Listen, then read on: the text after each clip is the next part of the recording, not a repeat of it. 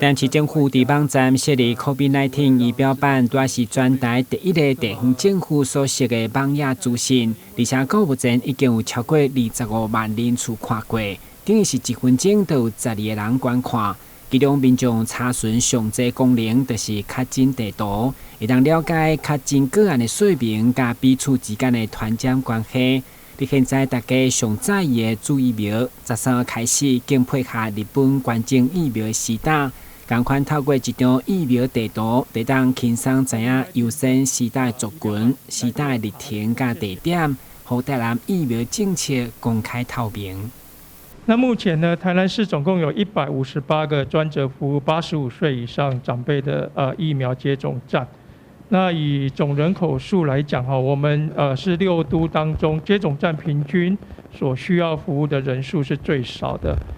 换句话来说呢，我们是对医护人员和市民都是最友善的城市。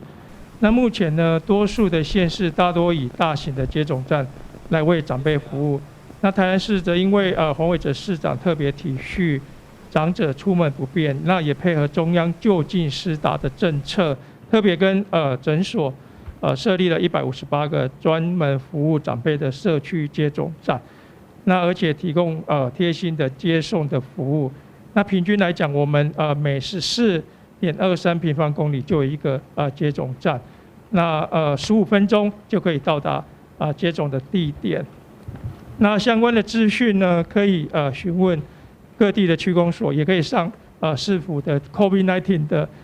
仪表板来做查询。据说市长嘛提醒增加注疫苗的整合资讯甲地图，虽然是第一手完整的资料，不过一定要注意是依照公所所发的通知单为主，而且分配到倒一个施打地点拢有固定。但新闻管制何乔邦采访报道。